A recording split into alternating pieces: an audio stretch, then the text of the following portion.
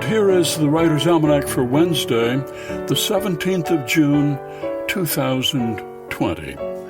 It was on this day, 1631, Mumtaz Mahal died, and her husband, the Emperor Shah Jahan, was so grieved he spent the next 22 years building her mausoleum, the Taj Mahal, in Agra.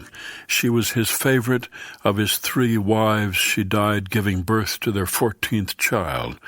More than 20,000 workers were employed building the mausoleum, including the tomb built of white marble inlaid with semi-precious stones, which has suffered greatly in recent years from the pollution of nearby foundries and automobile traffic.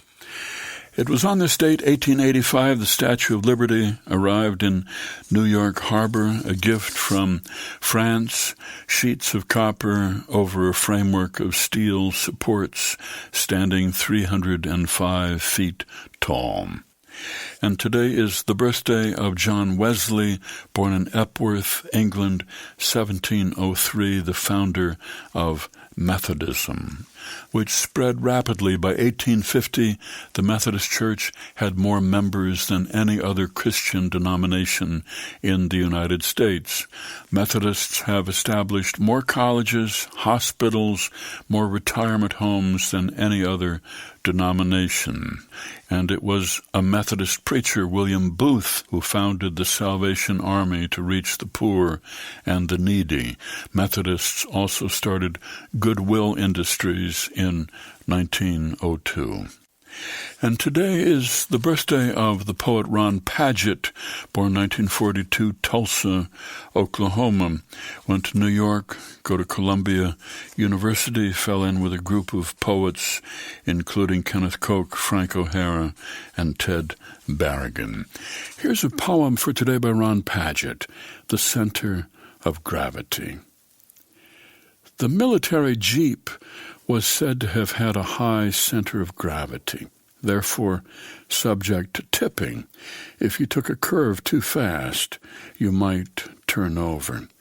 A person with very short legs has a low center of gravity and will not tip over easily.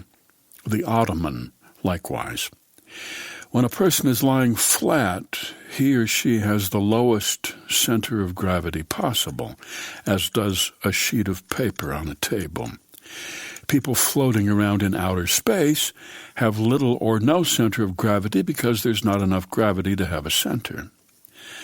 Gravidanza is the Italian word for pregnancy, which sounds more serious than the English word and may remind us of sentences such as, the situation is very grave. Every situation has gravity. It's a question of how much. People, too, have gravity of manner, of morals, and of body. It is good to have gravity, but not too much of it. Like a bag of cement, you might not be able to move around or make ethical distinctions. But with too little of it, you are flighty. Your feet hardly touch the ground. Though cement and flightiness have their charms, it is better to find your center of gravity and have it be the place you radiate out from. Once I lay in bed, ill, unable to move, but in my head I was flying and bouncing around. But illness has no charm, and when it becomes very grave, your gravity edges toward the most perfect center of gravity ever. A poem by Ron Padgett, The Center of Gravity. That's the Writer's Almanac for Wednesday, June the 17th. The Writer's Almanac, funded by donations from listeners like you, and available on PRX for distribution by your local radio station.